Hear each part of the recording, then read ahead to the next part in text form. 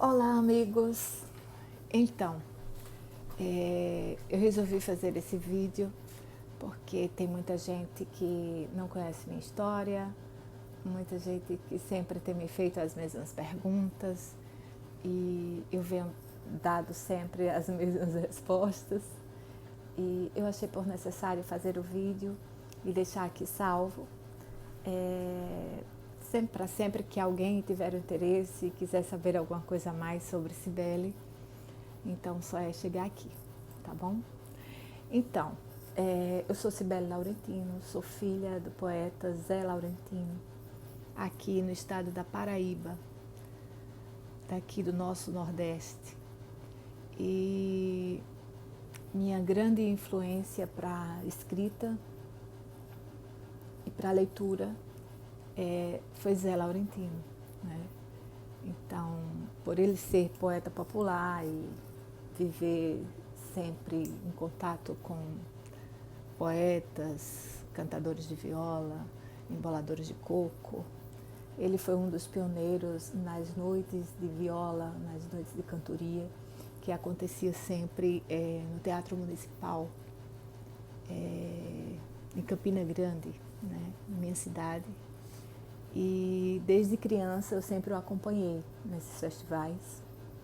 E mesmo até antes, na época que ele morava ainda no sítio Piaca, na cidade de Puxinanã, uma cidade pequena, no interior também da Paraíba, mais próximo de Campina Grande. E nos sítios dos meus avós, lá acontecia também as primeiras cantorias, as cantorias no cantinho da parede, onde violeiros tocavam, onde passava-se o chapéu para se recolher. As pessoas pagavam por essa cantoria, dando mote, os cantadores cantavam em cima daquele mote e as pessoas colaboravam com o pagamento. E Zé Laurentino sempre no final da apresentação, sempre estava recitando suas poesias ou sempre estava elaborando motes para que os cantadores cantassem. E eu acompanhei tudo isso, tanto no sítio como nos teatros municipais, nas casas das pessoas e nas fazendas. Então isso era uma coisa que acontecia rotineiramente. Então eu não conto às vezes que eu adormecia nas cantorias, né? E eu sempre digo que eu tive o prazer de ser ninada na cantiga de viola, porque eu acabava adormecendo, brincava, adormecia e os cantadores tocando. Acordava, os cantadores continuavam tocando. E isso passava a noite inteira, porque os verdadeiros apreciadores de poesia e de cantoria de viola, nossa, o tempo não passa, né? Então, isso aconteceu muito comigo. E eu sempre fui aquela filha admiradora demais do trabalho do pai, né? Meu pai, naquela época, os livros dele, ele preparava tudo e datilografava para poder mandar para a gráfica, né? E eu tinha mais ou menos 10 anos e eu queria compartilhar daquilo. Ele tinha uma máquina de escrever na sala e ele mesmo que fazia a datilografia. Ele sempre foi muito rígido com língua portuguesa e queria tudo bem corrigido e consultava o dicionário quando tinha dúvida. E ele chamava o pai dos burros. Minha filha, vamos aqui consultar comigo a palavra tal, que ela não pode estar errada. E ele ficava indignado quando escutava uma palavra errada, né? E ele não queria que isso acontecesse com ele. Então, a gente fazia isso muito em parceria, porque ele contava comigo como realmente uma amiga adulta. E eu estava ali, né? Realmente de parceira, muito orgulhosa. E eu queria mesmo era datilografar aqueles poemas, mas eu não podia porque eu não sabia e nem tinha idade de fazer o curso. E como eu era a mais nova da casa, eu tinha 2 irmãs mais velhas que eu que faziam cursos de datilografia. E elas datilografavam na escola, né? E quando chegava a aula, né, aquelas apostilas com SDF e tal, nem me lembro mais. E chegava com aquelas apostilas com todas as lições e eu comecei a pegar todas aquelas lições e eu datilografava. Comecei a fazer as lições. Então, em pouco tempo, eu estava datilografando tão bem quanto minhas irmãs, com os 10 dedos, orgulhosamente, sem olhar para o teclado da máquina. E eu comecei a ajudá-lo nas suas datilografias, de preparar seus arquivos. E isso era motivo de muito orgulho. Ele contava para os amigos e dava risada, que era eu que estava fazendo aquele trabalho com ele. Então, acho que esse foi um início de uma história que eu não pensei que fosse chegar aqui. Então, veja só, interessante que daí surgiu, acho que, a minha primeira profissão, que foi ser escrevente de cartório. Né? Com 17 anos eu fiz uma prova para ser escrevente de cartório e comecei a trabalhar como escrevente de cartório. Mas sim, mas voltando à escrita e à leitura, eu sempre estava lendo o que meu pai lia. Leandro Gomes de Barros, Patativa de Assaré, Zé de Cazuza, Zé Limeira. E eu queria fazer tudo que ele fazia, na verdade, que eu achava tudo maravilhoso. Então eu li esses livros que eram extremamente, muito mais maduros que eu. Era uma literatura que não era voltada para criança exatamente, mas era a literatura que eu estava aprendendo, que era lindo, que era bonito. Então era a leitura que eu fazia. E daí eu fui crescendo e fui conhecendo mais outros poetas, como Carlos Drummond de Andrade, Clarice Lispector, Adélia Prado, Cecília Meirelles e tantos outros. E fui também me vendo um outro lado da poesia que também me atraiu muito. Depois vieram os romances. O primeiro romance que eu li foi Joaquim Manuel de Macedo, o romance A Moreninha, que foi um romance que ficou muito marcante para mim. Um romance muito ingênuo, muito arrumadinho, muito bem estruturado, que me chamou muita atenção. Eu adquiri esse livro na escola, houve um sorteio, né? Interessante, meu pai lia muito, mas ele não tinha a intenção de construir uma leitora, nem uma escritora, sabe? Ele não tinha essa preocupação. Então, na minha casa sempre teve muitos livros, mas ele nunca comprou um livro exatamente direcionado para mim. Então, eu não tive gibis, né? Eu me lembro desse livro, né, que foi de Joaquim Manuel de Macedo, que eu recebi na escola como um prêmio de uma redação que eu fiz.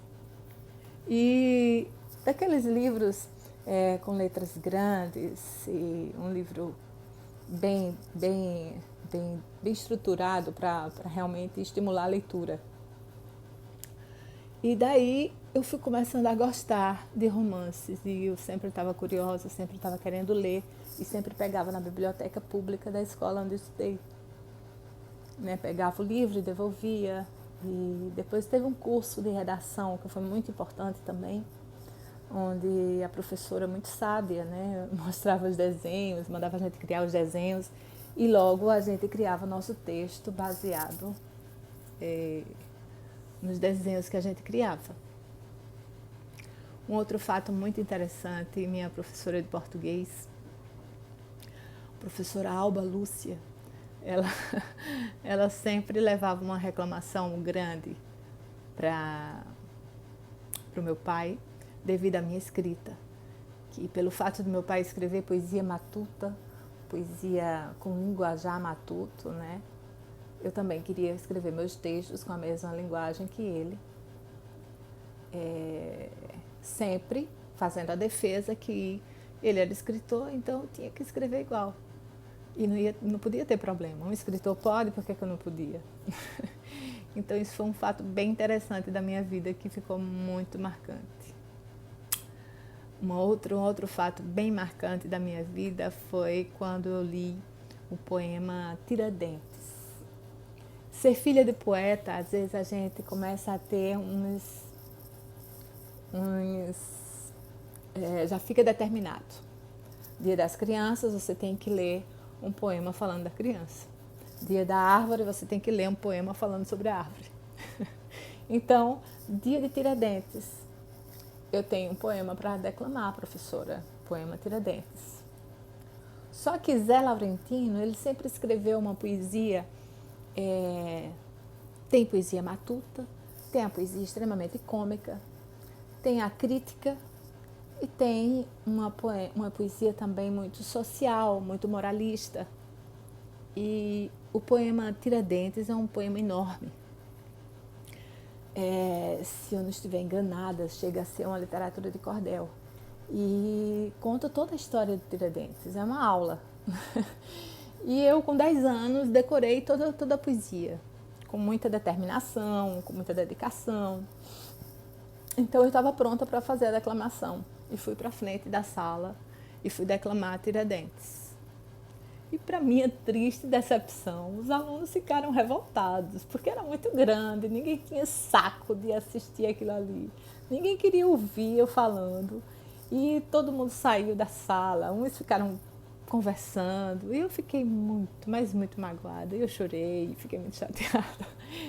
Então, isso foi bem marcante para mim. Mas sempre escrevi muito e sempre guardei. Em alguns momentos, quando eu achava que estava mais ou menos, eu mostrava para ele. Então era a única pessoa que eu sempre mostrei minhas poesias. E ele sempre achou muito bonito, mas eu nunca tive segurança de mostrar para outras pessoas, a não ser as minhas redações da escola, a não ser algumas cartas que minhas amigas começaram a me pedir de encomenda na adolescência para os namorados, coisas assim. Mas sempre escrevi diário, sempre gostei muito de escrever diário. E foi assim durante toda a vida. Então, eu tinha uma gaveta cheia de escritos guardados. E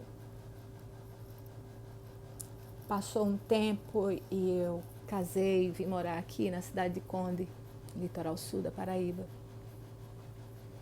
Me distanciei mais do meu pai fisicamente. E daí minha vida aqui me fez deixar um pouco a escrita de lado. Me dediquei muito à maternidade, ao meu trabalho aqui com turismo, com culinária. A gente tem restaurante aqui na Praia de Tabatinga. Então essa é a minha ligação com a família, com esse novo ciclo, me distanciou muito da minha escrita e das minhas leituras também. E daí, quando já bem próximo do meu pai morrer, em 2013, não, 2016, eu estava voltando a escrever, porque a escrita sempre me acompanhou, mesmo sem eu dar atenção para ela. E quando ela chega, é muito involuntário.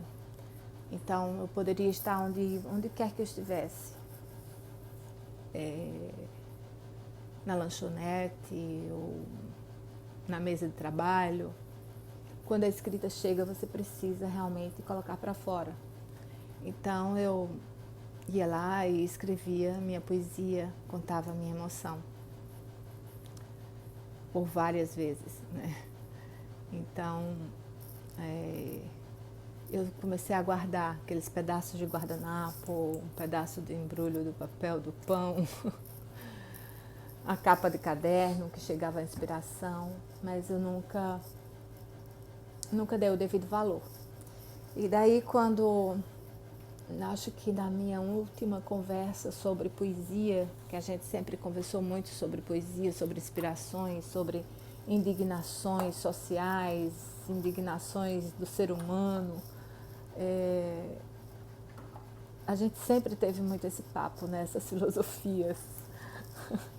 E na nossa última conversa, uma visita que ele fez aqui na minha casa, e eu li para ele uma poesia que eu tinha acabado de escrever, e ele falou: minha filha, publica o seu livro. E eu falei, meu pai, eu acho que ninguém leria o meu livro. E ele, não, você escreve muito bem e tal e tal. E depois dessa nossa conversa, acho que passaram-se 3 meses, 2 meses, não lembro ao certo. A gente não chegou a se ver da próxima vez dessa conversa, porque foi o tempo que ele se foi. E daí ficou tudo isso na minha cabeça, toda essa história, toda essa vida de escrita. Ficou na minha cabeça aquela gaveta cheia de escritos guardados. E eu precisava retomar e enfrentar tudo isso, de rever esses escritos e de rever a escrita na minha vida, de uma forma que eu precisava dar a devida importância.